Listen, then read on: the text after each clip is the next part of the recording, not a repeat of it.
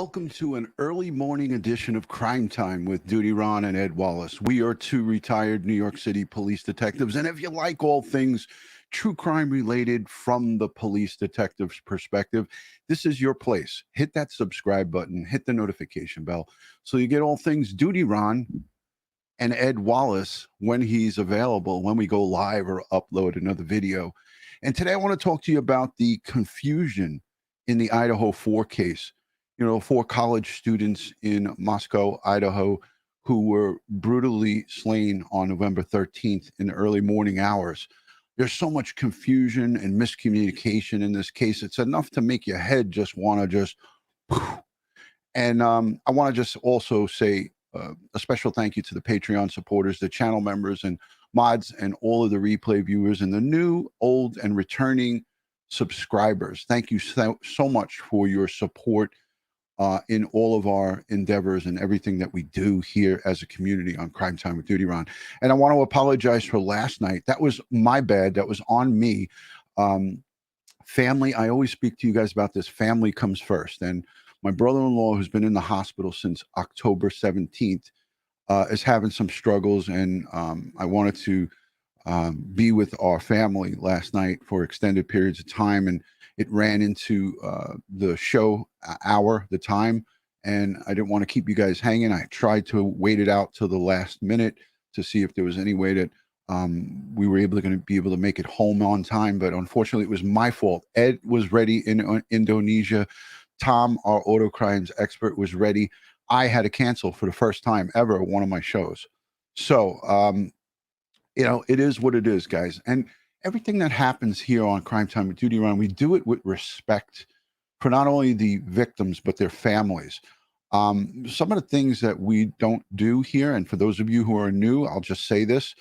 You know, we never try to name suspects or subjects or encourage people to go and try to interview suspects or witnesses in any, not just this case, but in any case. You know, you'll always hear Ed and myself and Sergeant Bill Cannon from Police Off the Cuff will always discourage that kind of behavior. And unfortunately, because human nature and online sleuthing and online poking and prodding, unfortunately, that's what happens, not just in this case, but in all of the cases, you know. And I can't say it loud enough that, you know, I'll scream this from the rooftops. Nobody should try to interview a witness or a subject in any and all cases. What we have going on here is a classic example of when people take it too far and go and try to interview people who may or may not have information. And then that turns those people into subjects of online harassment and people threatening and harassing them at their home, at their job, at you know, places of wherever they are out in the public, in their communities, in their respective communities, and they have people pointing fingers at them. It's just not a good look. And I'll just say it, you know, I just want to put that out there. But I want to play this piece because the Moscow Police Department had to make a statement. And the statement was, if you do this kind of behavior, if you engage in this kind of behavior, you're subject to arrest. And it is what it is. But let me say hello to everybody before I play it. I see Boxing MMA, Gary's here. Hi, Alicia Webster. Good to see you. Princess Mitch said it's early over on the West Coast. Yes. South Africa is in the building. Some of the great folks joining. Thank you. Thank you. Thank you. I saw the Dan Bongino piece, retired sergeant from our job. Hi, Susan. Good to see you. Thank you. Thank you for everyone for being here. Always a pleasure to be with you. And again, I want to play this little piece before we jump into it. And thank you to the mods. I saw Dawn Marie jumping in and sharing. Thank you for always jumping on all this stuff. Jesse, I love to say hello to you guys, you know, because you're a part of this, and this is part of the community. So thank you to the live viewers and the people who watch the replay. All right, so without further ado, let's play this little piece from Live Now, and this is really going to give you a full overview of what's happening in this. So let's play it. Updates that we're learning from police at this very hour into the quadruple homicide that is, just plaguing the community there with so many questions that still remain. Okay, right now we're learning that Moscow police are urging those who have taken up the case themselves, these amateurs who want to figure out bits and pieces that are missing, worried that they are conveying misinformation to the public. I'm going to put up a statement that was just released on the Moscow Police Department Facebook page. It goes on to say, quote, investigators have been monitoring online activity related to this ongoing and active case and are aware of the large amount of rumors and misinformation being shared, as well as harassing and threatening behavior toward potentially involved parties. Anyone engaging in threats or harassment, whether in person, online, or otherwise, needs to understand that they could be subjecting themselves to criminal charges. That is significant. Now, what is customary? All right. So for those of you who are not listening, those of you who are joining again, I'm going to put it back. I got to let it play again. This is from the Moscow Police Department. Okay. Again, it couldn't be any more clear. And I'm going to replay it again so everybody is listening. This is what I talk about all the time. I say this continually, case after case after case. And it just continues to happen.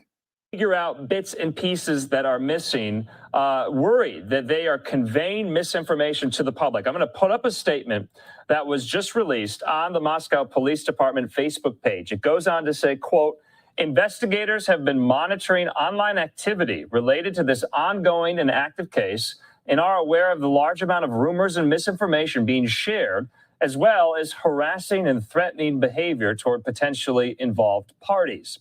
Anyone engaging in threats or harassment, whether in person, online, or otherwise, needs to understand that they could be subjecting themselves to criminal charges. That is significant. Now, I want to leave this up as I talk. Okay, so D Street Media brings up a good point. Okay, and he or she says the officials did this, not the civilians. And I think D Street Media, I think I know where you're going with this. And to a certain extent, it's somewhat correct.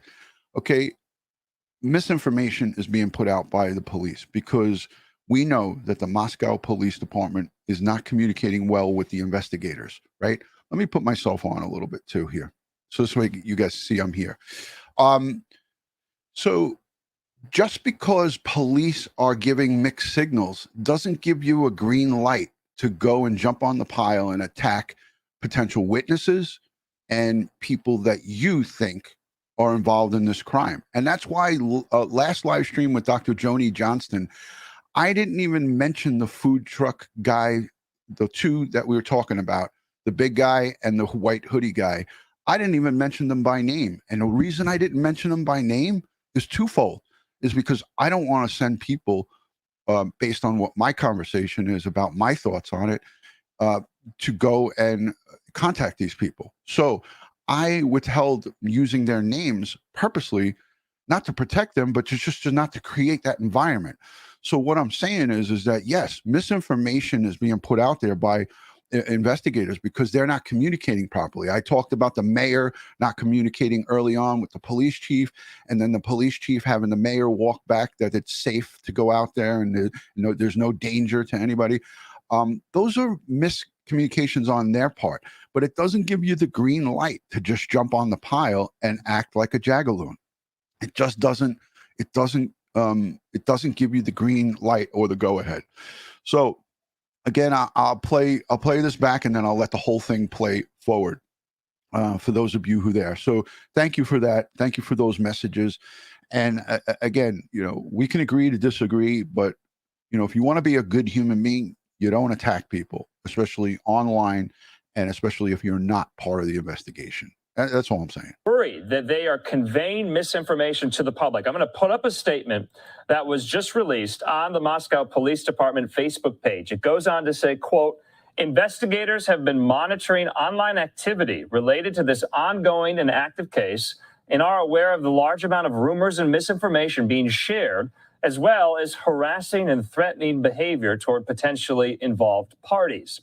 Anyone engaging in threats or harassment, whether in person, online, or otherwise, needs to understand that they could be subjecting themselves to criminal charges. That is significant. Now, what is customary in cases like these that are unsolved, people take it up upon themselves online to figure out missing pieces, gaps in information, oftentimes that delve into conspiracy theories. The police are very cognizant of this, going so far as to say those who are spreading this could be potentially subject to criminal charges. Okay, in the meantime, we want to hear from the Moscow police chief, James Fry, who today issued this video statement regarding another piece of information we got a couple of days ago. Remember, we learned that police are looking for information of the occupants of a vehicle, in particular, a white Hyundai Elantra, the make and model of which from 2011 to 2013. Right now, let's go to the chief out there. They posted this video on their YouTube page. Let's listen. We'll start with the white car. How many tips are coming in and how are police using them? We've had an amazing amount of tips come in on the white car. We appreciate everybody's help that has been sending in those tips, and investigators are vetting those and they're following up on those, and the response has been very great. We appreciate all the help from across the nation and our community. In some cases, we're hearing that people are borderline being harassed by speculation and rumors out there. What are police doing about that? Well, what we want people to know is that individuals who are being harassed in this situation, people need to be careful, because some of it's happening online, some of it's happening through phone calls and in person, and people could be charged possibly in the future if it continues to a point where it reaches a criminal element. He's talking about aggravated harassment, and aggravated harassment is anything that's done by phone, electronic communication, and so forth. Aggravated harassment is a Class A misdemeanor. Look it up. He immediately acknowledges it here and talks about it. He's made aware of it because people in his own community probably have come and made police reports about this very thing, harassment and so forth. I said at the home, on the job, and in the community. Harassed by speculation and rumors out there. And the response has been very great. We appreciate all the help from across the nation and our community.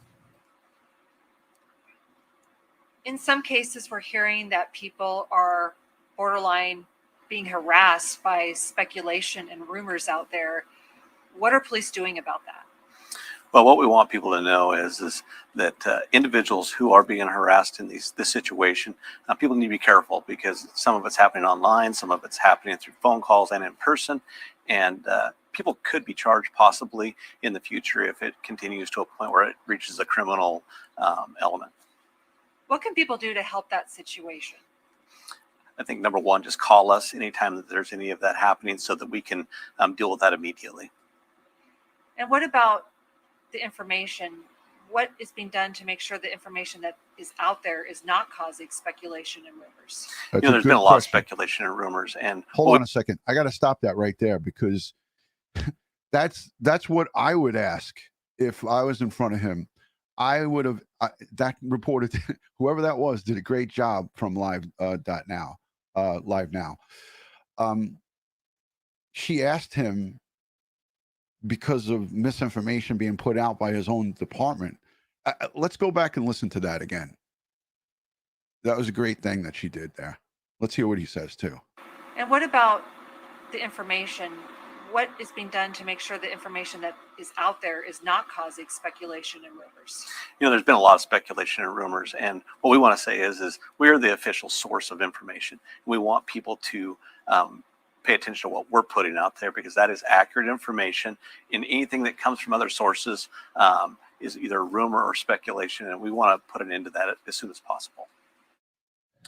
Okay, we'll start with Chief the white. All right, so that was I think that was the new POI, the blonde woman. We're going to look at their page, but let's let the rest of this play, because I want to hear what he has to say here. Hi there, as a reporter, I believe, was asking some of those questions about that statement I just read out. So they're very vigilant about this, about what's going on online, in person, saying that, parties involved in this case are being harassed and are subject to harassment, and they want it to stop. So interesting development in this case. They also said they got a number of tips already about putting out that information about looking for the occupants of that white Hyundai Elantra. So we're going to have to stay on top of this case. It's all right. Yeah, he doesn't really talk much anymore about it. But again, there's so much stuff people want to know. Like here, someone just asked, Ron, do you know if, I'll put it on the screen, do you know if the police use luminol to determine the killer's exit and direction upon exiting the scene? It's a great question. We don't know what the police use. We hope, and you heard Ed Wallace, who's a crime scene expert. He's a DNA and evidence collection expert. He goes around the country. He's in Indonesia right now teaching other countries' police forces and military about evidence collection, about weapons of mass destruction and so forth. Ed Wallace is the forefront. He is in the forefront on this. And on previous videos, he said, we hope that they used every available piece of technology to determine what and can reconstruct what happened inside that crime scene. So anybody that answers that question to you is full of crap, is full of and I use the S word because we don't know. If I answered that question and said, yeah, they use luminol, yes, we don't know for sure because they're not telling us. So that would be misinformation. And I would certainly hope that they did use that and used everything possible to determine what happened in this crime scene. But the answers they're not available at this time. So I hope everybody understands what I'm getting at here. And that's what's most important of this. I want to address the neighbor and the reports of screams at 4 a.m. I saw some information that was put out from Facebook, and I like to call it fake book, right?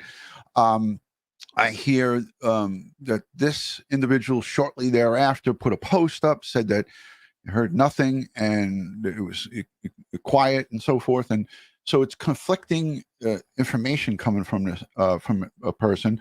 When you read it out there, and we don't know what's true and what's not true. But now, fast forward to recent. This particular person is saying that they heard screams at 4 a.m., which would put it right in between that 3 a.m. and 4 a.m. time. So I'm going to play this small piece from Bankfield. And again, everyone's going to have their opinions on the coverage and how much is too much. And it seems like News Nation is putting out an extreme amount of information, is keeping everybody somewhat updated on this stuff. And thank you to anybody and everyone who becomes members or sends super chat during the course of this thing. But I'm just trying to concentrate on putting out what I want to talk to you guys about today. So, and I have limited time because my niece, as you saw from one of my live streams, my niece who is pregnant, it's her baby shower today. So I have to drive Mrs. DutyRon up to the baby shower, which is an extended distance from my home.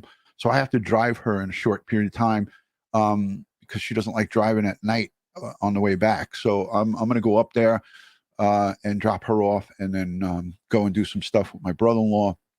And so I have limited time. So let me play this piece about the info coming from neighbors, because this is out there. The Idaho Statesman newspaper spoke to two people, each who live in the apartment building right next to the house where the students were killed.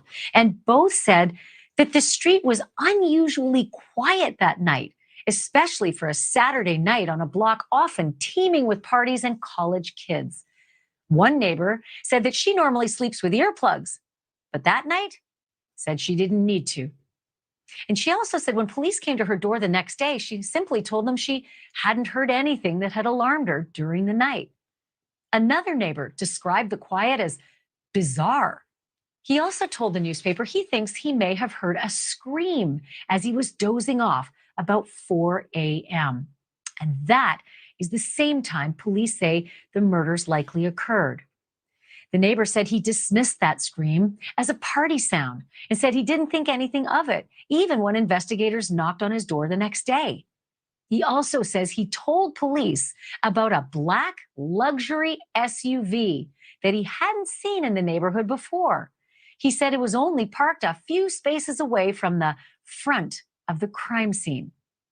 But late today, police told this program exclusively, and I quote, "We have not heard anything about an SUV. However, if there is something we need the public's assistance with, we'll release it like we did for the Hyundai." That neighbor wrote about the crime on Facebook about 12 hours after police found the bodies. And very curiously, Okay, just listen to this. I mean, this is what, Banfield put out just last night. She's talking about just 12 hours after the 13th. Just 12 hours after the 13th. This is a message from the person who's coming forward about the screams. he contradicted himself. Let me tell you what, very curiously, he contradicted himself. Let me tell you what he wrote, presumably when his memory was still very fresh, just 12 hours after the murders. Quote, 4 killed in a stabbing across the street. No screams, no evidence, no trace. It is unclear why he is now telling the Idaho Statesman newspaper reporter that he did hear a scream right when he was going to sleep at 4 a.m. and that he didn't even mention that to the police. Okay, so I'm going to take this off screen and put me on. This, I hate to say it, but it's the truth. This also helps to fuel the fire. Okay, the person's name is out there. It's on public news. It's on national news. It's on local news, and everybody's running with it and covering it. That doesn't mean as adults, as good human beings, that's a green light for you to go to this person and threaten them, or go to this person and say mean and nasty things to them. So what we have to understand is that as this information comes out and gets developed, it's not a green light for you to just go and jump down his or her throat and call him names or threaten or harass and annoy. I mean, aggravated harassment by electronic means. That means text messaging, social media text messaging, phone calls, looking them up, doxing them, doing all that stuff. That constitutes aggravated harassment. And that's what the Moscow police chief is talking about. So, effectively the news fuels this, but it's, listen, 2 wrongs don't make a right, but the news has a right to report on stories. And that's what they're doing. They're not encouraging people to go and do this stuff. It's just, unfortunately, this is what people do. And that's what makes it really terrible, So the fact of the matter is, there's this post that the news was able to pull from November 15th at 1:16 p.m. And that statement, 4 killed in a stabbing across the street, no screams, no evidence, no trace, so like professional killers. But why on such and such doesn't make any sense. And then now that same person allegedly said that there was screaming just a day or 2 ago. Yeah, it's contradictory, but it doesn't, again, give the green light for you to jump on that person. So let's move past that. Let's move past it. He saw. And then there is this story of what another neighbor saw. Reports that that neighbor told the police that she saw the front door of the kid's home wide open about 8:30 a.m. on the morning of the murders. And if that detail was known to the police as well, it sure didn't seem to make its way to this guy, the chief of the police, James Fry, because when asked about it yesterday by the Daily Mail newspaper, Chief Fry said this was news to him. He said this, and I quote the paper, "I'm not even sure where that came from, to be quite honest." I'm confused. I don't know about you, but I want to bring in Caitlin Becker because she is a senior reporter for the dailymail.com, and that's the newspaper that got that interview. So some people refer to the Daily Mail as the Daily Rag. I mean, I don't read it on a regular basis, but they put out a lot of information. So I'm not going to even play this. I'm going to get that off. Listen, we have the white Hyundai Elantra 2011 to 2013. is this the vehicle that drove Maddie and Kaylee home? We don't know. That's speculation. You know, though that's people just thinking outside the box. Could this be the actual vehicle that took them from the grub truck home to their location on King Road? It's possible, but we don't know. So a lot of times you don't get shock and awe from Ed and I because we're not here for that. We're not here to create shock and awe, to speak on stuff that we do not have 100% concrete evidence from. I spoke yesterday with you guys about how unusual it was for the police chief to remove, with his department and in the state police, personal effects from a crime scene that's active. And when I say active, when you have crime scene tape, when there's yellow tape still up, the last time I checked, and I have a lot of experience with yellow crime scene tape because in my first year as a police officer, we had 2,100 murders in the city of New York. So I've been at many, many crime scenes. And when crime scenes are held for days or weeks, the tape stays up. But when we close a crime scene, you take that yellow tape down, and sometimes we throw it out, or sometimes it gets left on the floor. You have a crime scene that's still active if there's yellow tape up and it says crime scene, do not cross.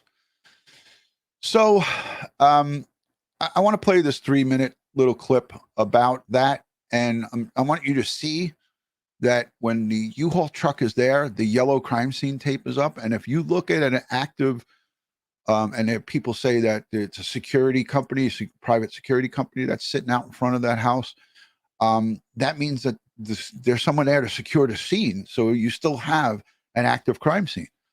So, you know, I talked to Ed on text message back and forth about this, and we're wondering if the crime scene is still active. And let's just, I want to play this piece because they show the police chief in this piece coming in and out. So let's play this quick.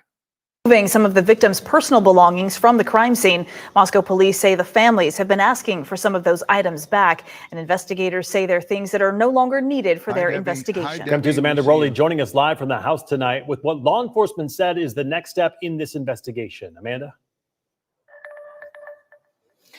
Yeah, well, the Moscow Police Department sends out daily updates on this murder investigation. Most of the time, it focuses on addressing rumors surrounding this case. But today's update was the first descriptive tip that they've released in several days. Detectives are now asking to speak with anyone who is inside a white Hyundai Elantra that was near this home on King Road on November 13th. They believe the people in that car may have critical information regarding this case.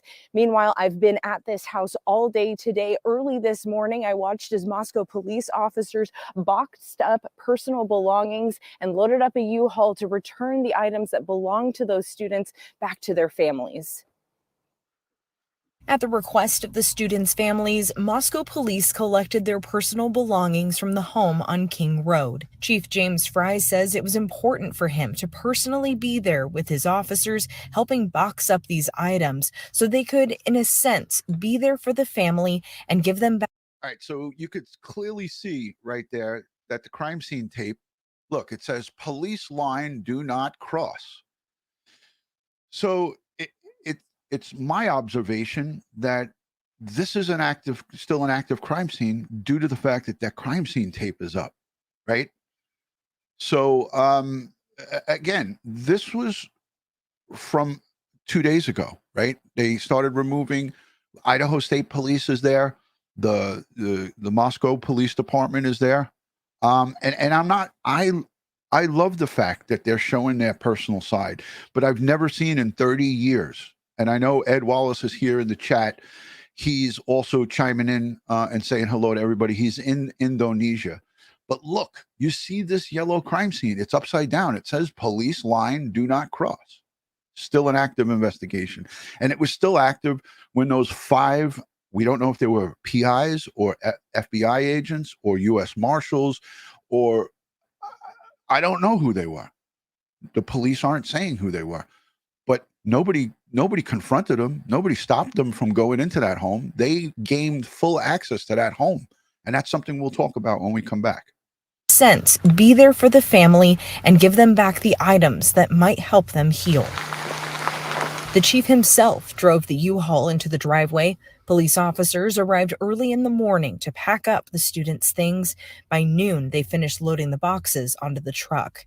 This is not something police typically do, but Idaho State Police spokesperson Aaron Snell says in this case, it was appropriate. We've had the crime scene for quite some time, and the family would like back some of those belongings. There's undoubtedly some sentimental issues, and I think it will help with a little bit of the healing, and we want to be part of that process. We want to help them. We don't want to keep holding on to items that. And I'm going to ask Ed Wallace, because now I know he's listening, because I see everybody saying hello to him in the chat. Ed, if you're still here, if you're still watching, have you, in your 30 plus years in and out of law enforcement, have you seen police, state, local, take out items from a crime scene for the family while the tape is still up? Really aren't needed for the investigation. This afternoon, Moscow PD shared a major new development in the investigation. They want to speak with anyone who was inside the white Hyundai Elantra with an unknown license plate that was near the King Road home on November 13th. The department shared these images of the car they're looking for. Detectives believe the people in that car may have critical information to share regarding this case.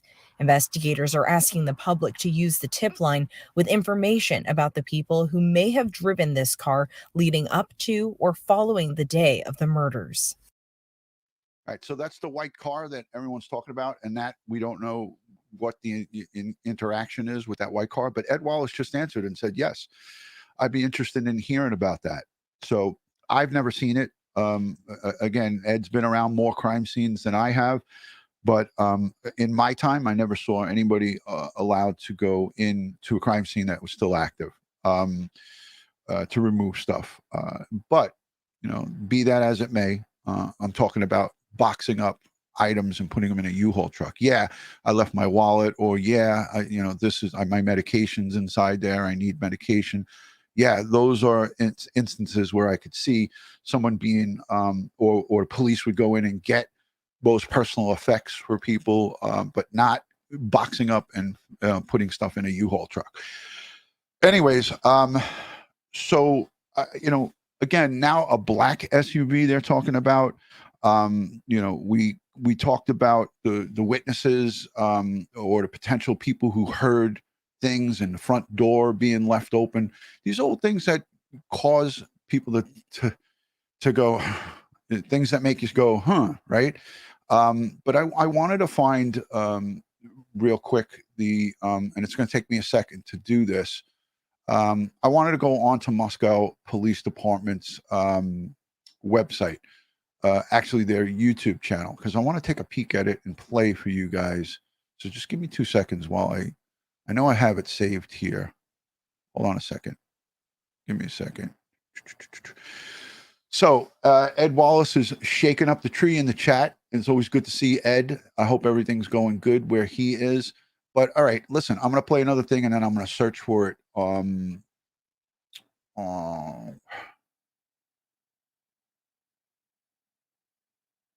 on, guys. I know I have it saved here.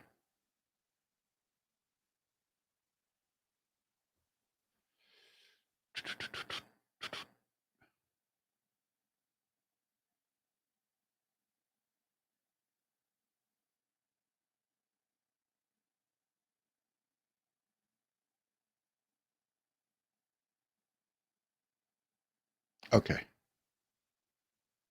Hold on, guys.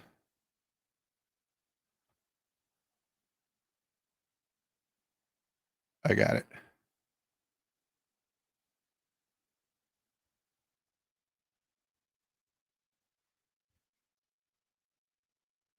All right.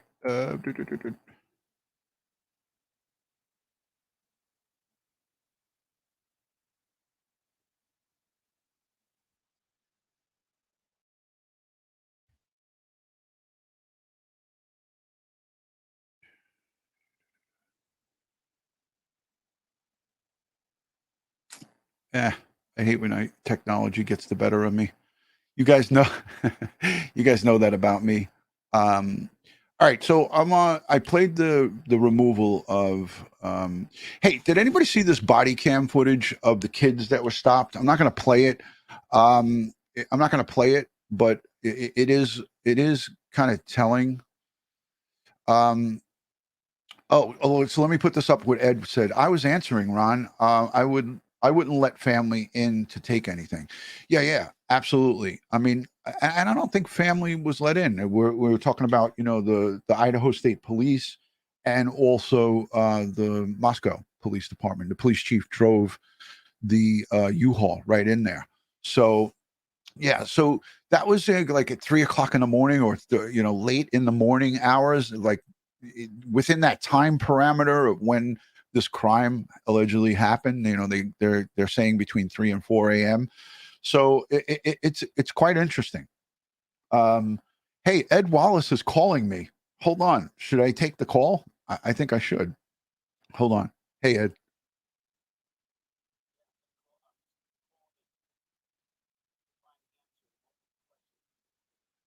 Yeah. Do you want to call in? Do you want to sneak in with no webcam and just come in with audio on the StreamYard? I'll send you the link. You could do that and make it easier. All right. Ed's coming. He's got questions. So Ed's going to join and he's going to answer some questions. So let me find the Moscow PD because I had it saved and there's just too many things in my there's too many things saved. It keeps reverting me to Moscow, Idaho. Hold on.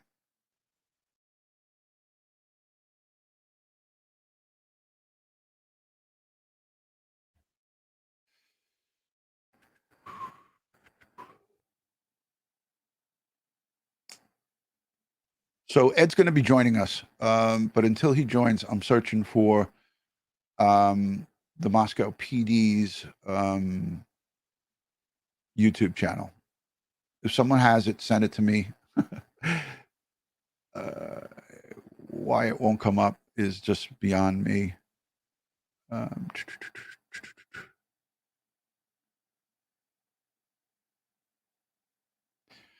Anyways, let's say hello to everybody in the chat, see who's here. Dawn Marie is checking in. Everyone's saying hello to Ed.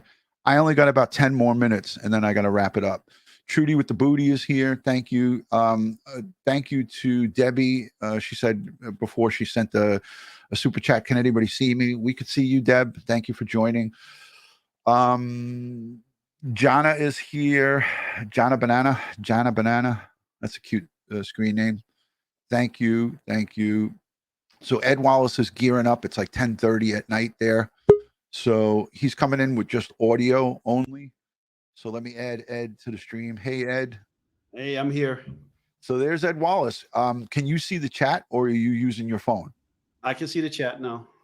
Okay. So what I was saying before and probably just got misconstrued is like in all my time, yes, I've seen people ask, well, my medication's in there or my cell phone or my whatever, as long as it's not intertwined into the crime scene, we'll go in there, I'll give it to them and we'll give that. But like, have you ever seen the police actually move out stuff for families? You said yes to that? No, not like that. No. I mean, what I was saying is, I've had squad detectives come to me and say, hey, the family is asking for this. The family is asking for that. Right. And I was still in the crime scene. So I would go assess what they're looking for to see if it had any evidential value. If it didn't have it, I would give it to them. If it was reasonable, but if it was going to, require a U-Haul truck, no, I've never seen anything like that. Yeah, I mean that to me was like very surprising. Hey, and while I have you here on live, I wanted to ask you about those 5 guys. You and I briefly on text message talked about that. Now we don't know definitively; nobody knows because the police didn't acknowledge it. They didn't say anything about it. But what's your thoughts on who those guys could possibly be?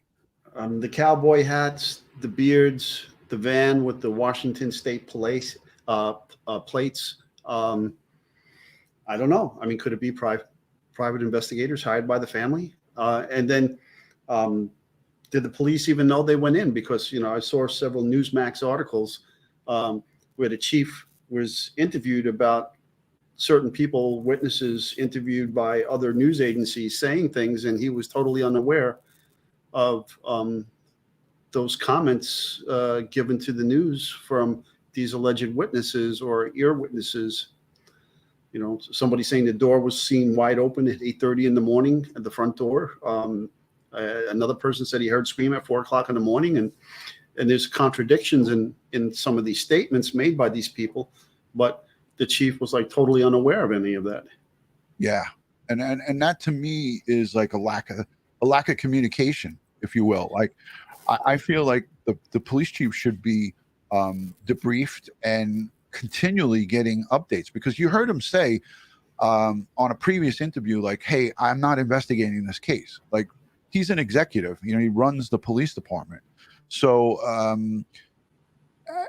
he should be getting daily briefs, and anything that happens hourly, minute to minute, day, you know, second to second, if anything changes, he's supposed to at least have a handle on what's happening or what, you know, what's going on, unless it's just rumors that are not actually being investigated by, you know, his police department. Then he wouldn't have knowledge of that. Yeah. Well, where's the security? There was supposed to be private security watching the house. There was a news crew live when these guys pulled up. She was asking them questions. They were ignoring her. I saw nobody challenge these people, and they went up and got into the house. Yeah. I mean, when I saw that, I was just like, wow. And I'm trying to pull that up right now because I have that saved in my folder here. So let me just grab that and pull that up. Law and crime. Here we go. Interesting. Yeah. Thank you for the super chat, Brittany. She says, good morning, gentlemen. Just wanted to say thank you and sharing your knowledge. Have a great weekend. Yes, you too. And then Debbie Jackson had, she had something, a question. Yeah. She was asking about how do you know, you know, what could be probative value in the future? Well, I mean, obviously, you know, looking at the requests coming from a squad detective saying, hey, the family member needs this for the funeral or needs this for the medical examiner or whatever the case may be.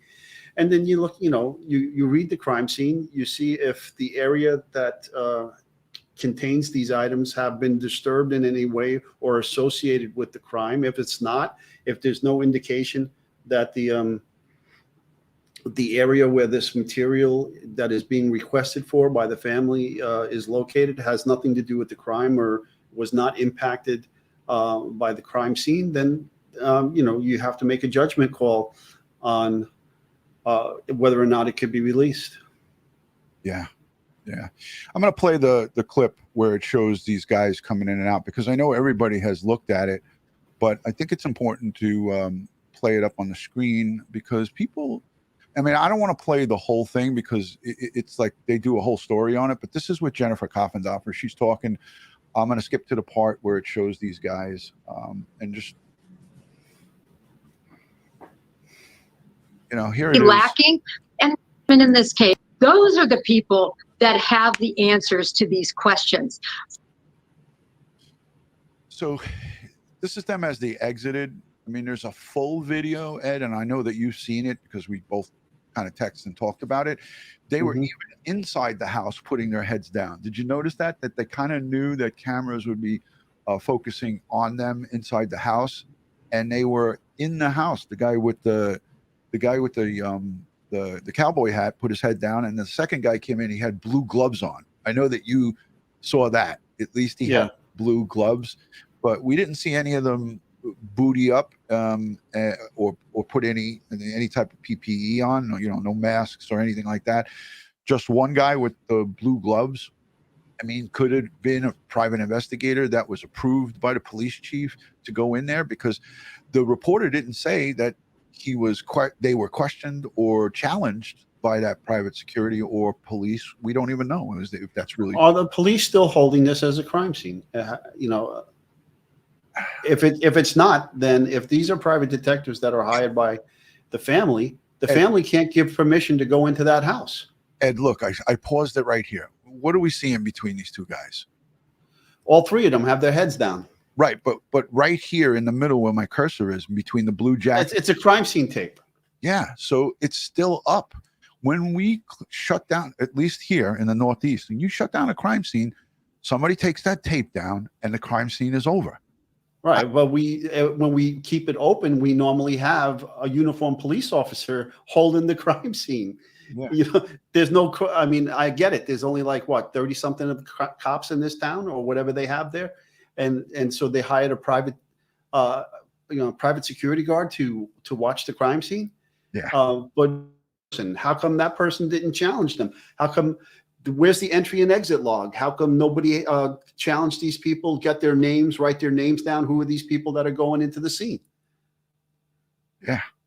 I mean, it's up all the way around. Going up that drive. It's ridiculous. ATS News says, thank you, Amber. She says they stated earlier this week it was still active. Yeah, so there you have it. I mean, I don't know how much more we can, show here, but the bottom line is there's no updates. I looked on the Moscow, Idaho police Facebook, Twitter, and on the YouTube, and there's really nothing more that we can add to this because we're kind of like we kind of have to wait for them to give us stuff. Like, there's nobody questioning about who these 5 guys are. Who were these guys? I mean, that's important to know just for crime scene preservation, if in fact it's still a crime scene. I mean, I don't know. Did you notice that the HVAC company came in a couple of days ago? There was speculation that they were looking for hair and fibers in the filter. How probable is that? What's your assessment on an HVAC company coming in? Was it something as simple as the property management company wanted to keep the heat running in place, or it could be just that simple? But I can't speculate why they were there. Maybe there was a problem with the heat. It's electric heat. Okay. Right. Maybe they had a problem. I don't know. Or as you said, if they're looking at filters on a hot air system, man, they're really reaching now. Right. And that's what, because I saw, the reason I asked you that is, now I wasn't trying to set you up or anything, but I look at these Facebook groups and that people were talking, they're trying to get hair and fibers and skin particles. It's CSI stuff. I mean, I didn't think of anybody better than you to ask about that. But as you said, if they got to go to that extent to find stuff like that, it's usually not a good sign. Yeah, that would be a far reach, especially with what they talk about, what they have at that scene, right? The vast amount of blood, the chances of this perp or perpetrator, multiple perpetrators sweating or spitting or things, things like that are a little bit more probable than grabbing the filters from or going into the ductwork of the heating system, and I don't think there's central air in this as we saw it through the window air conditioning in I think the 3rd floor. But anyways, anything more that you might want to add to this, Ed? Like I said, it's unknown who these people were. Maybe the police know who they are. If supposed to be someone safeguarding this crime scene, if it's still active, then if that's the case, then they should have been challenged. They should have been identified. Their name should be on an entry log at what time they entered, the date and time they entered, and the date and time they exited. And the entry, the crime scene entry log should have for their entry. Yeah, I agree. Who are these people and what are they going in for? Okay, now somebody says it's definitely not PIs, it's the FBI. I don't know many FBIs with beards and cowboy hats and looking like that. Entering the crime scene. I don't know many evidence response team members of the FBI looking like that. Let's play this whole piece, Ed, because I found the whole piece and I want to play this because it shows them actually in the house. Hold on a second. Locals and about 5 plainclothes investigators. We don't know if they're local. You see how he's walking with his head down Was that just me, like Plain overanalyzing this thing? But it seems like they entered that room kind of with his head down, and then now look at the next guy, hood up. And look at this So guy. they know that the press is out there, and they know that the press seen them, and they know the press has that window has no shades or blinds, so the press could look right in and capture their faces. Yeah, let's listen to what this reporter has to say, because she covered this whole thing. She caught them, and she actually tried to question them. Less than an hour ago, we were here, and about 5 plainclothes investigators, we don't know if they're local, state, federal, they were inside, and we saw a lot of activity inside the home, and the home was lit up. So we were able to peek in some of the windows, but we saw those men inside the home in the... So at that time, the crime scene tape was fully up all the way around, confirmed by that shot. Mm-hmm. 2 particular rooms where the murders took place. Look, they're going underneath. We did not see them leaving with any materials. I asked them a couple of times, why are they back? They did not answer me. They pulled away in 2 vehicles. One had a Washington state plate. The other had an Idaho plate. But that is all we can tell you. But we did see a lot of activity. This house was lit up for nearly an hour. They were inside. We don't know why. Nothing seemed to be removed. But as you know, Ashley, yesterday, a lot of the kids' belongings were removed by Moscow police to be returned to their families. Ron, back it up, Ron. Yeah, how far? To the part where they're walking out. See, the people saying that right there, that's a badge. I don't think that's a badge. Let's look in a little closer. See if you can zoom in on that cowboy hat guy. Yeah, let me let it go. Moscow police to be returned. And why would the Texas Rangers be in Idaho? To their it's not the Texas Rangers. Okay, that's the best shot right there. Move it a little closer. You're going to see some light bounce off of it. Right there. I didn't see a badge. I see It looks like a cell phone. Police to be returned to their families. Yeah, there's like 2 little. The light from the camera is reflecting off 2 like metal. To make that larger. I can't. Remember what Josh taught you how to do? Shift plus. It doesn't do it on a video. No, you can't enlarge the whole screen. Hold on. Wait a minute. No, it doesn't. It's just like doing the ridges of it. I'll take a screenshot of it and we'll try to enhance it. But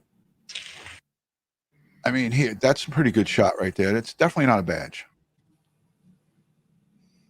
So I'm just watching.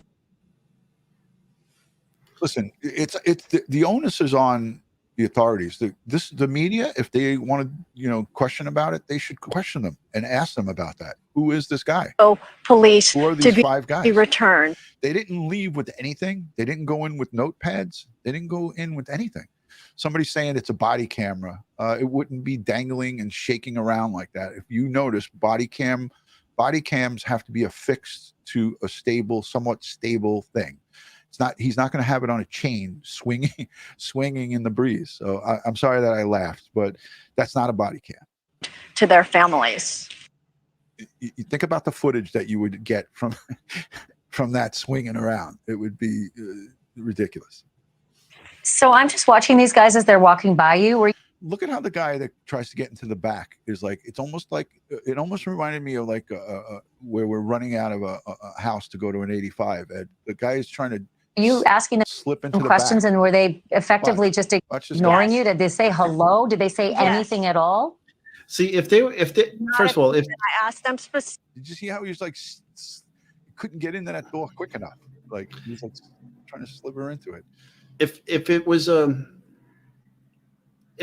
law enforcement that was in some kind of undercover capacity, why would they expose themselves like this, knowing that the media is there? Yeah. Okay.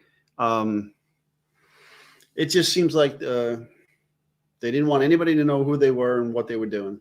Well, somebody said they took a screenshot and then it looks like a badge to them. Okay. You mean a badge or an identity card holder. The thing is hanging down low. I don't see it.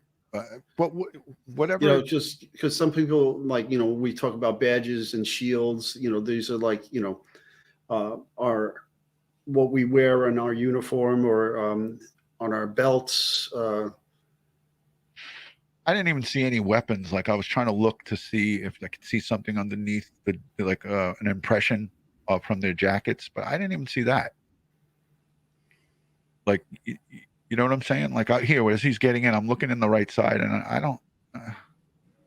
Yeah, he could be on the left side, but I didn't see any of them with anything that resembles anything weapon-wise. It could be an inside the pants holster. Who knows?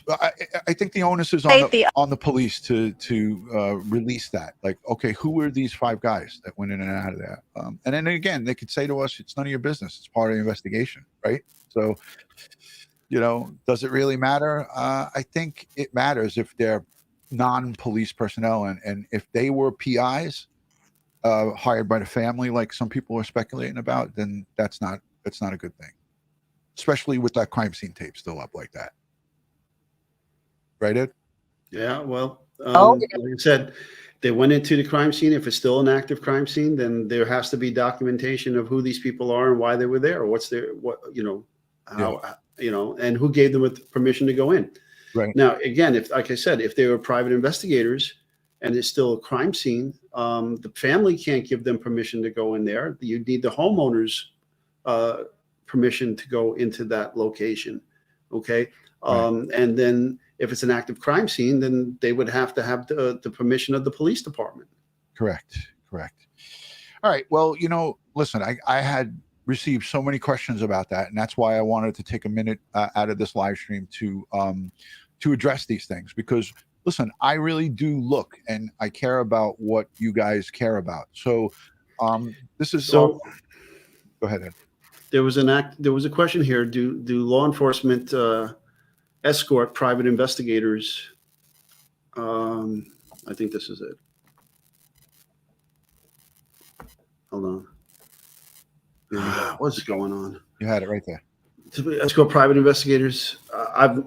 I've never seen private investigators be allowed into an active crime scene unescorted. Ever. Okay. Ever. Okay.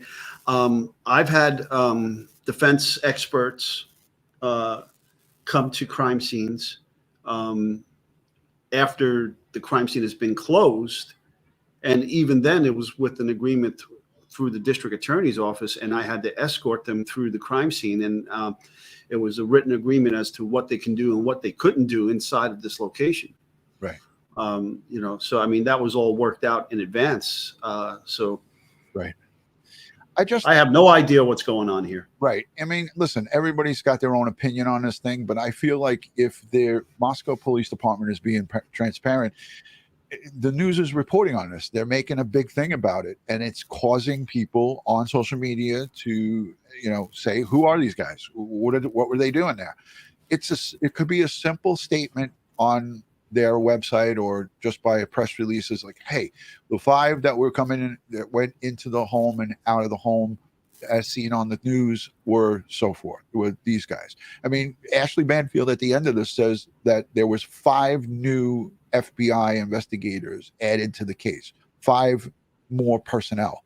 So that would explain this. Then you would say, yeah, that's FBI, but that's what she reported. That's not what we said. But if again, she was at her time. Did the security guards challenge them? Did the security guards write their names down? She didn't say anything like that, whatever evidence. Nancy, thank you for getting that video and for being I haven't really seen, unless it's a massive school shooting that could take 25 days because there's just so many victims and so much territory and so many markings. This one is a really unusual complexity. I can only think it's because there's just so many samples in that house over the years and over the times that the kids have been there that I'm still shocked they only have 113 pieces of evidence. Nancy, thank you for getting that video and for being the eagle eye and spotting that. Really do appreciate it. Thanks so much. And we should point out that a lot of the forensic evidence went to the state lab, and that is still being tested. You know, the blood is the blood mixed DNA, is the killer's DNA being tested. So there's a lot of information and evidence that's being tested now.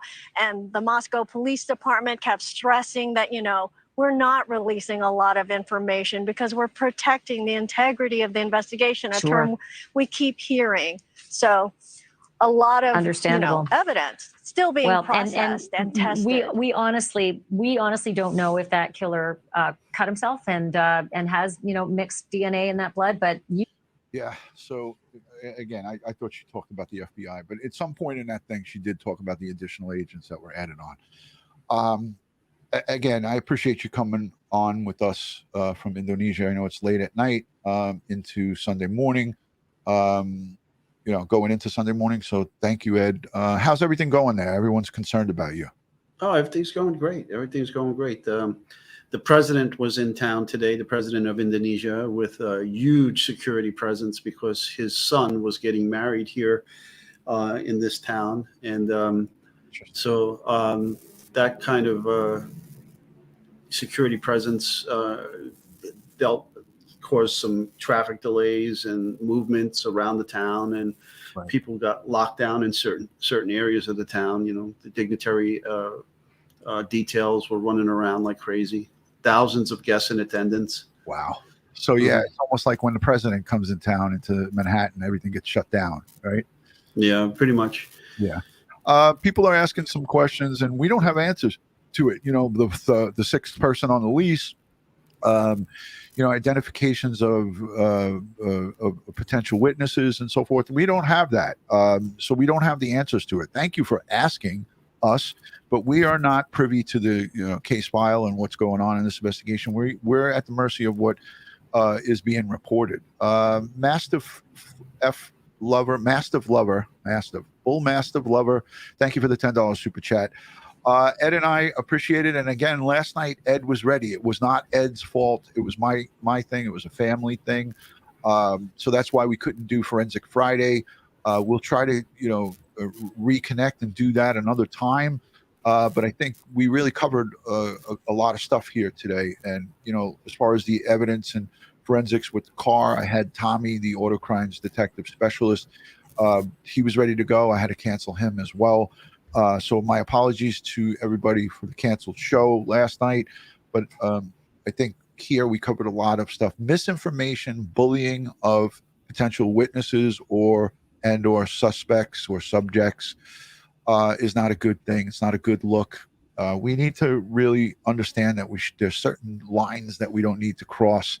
And that's why here on Crime Time with DutyRon and Ed Wallace, we do not, get into that.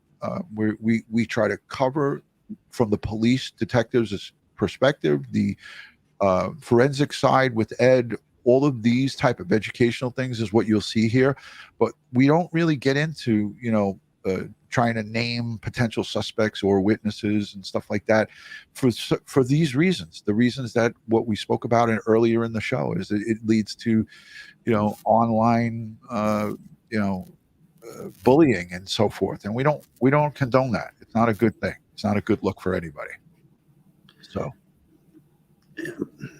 just don't do it, folks. It's, you could falsely accuse somebody of doing something that has nothing to do with this. And once the internet, you really can't take it back.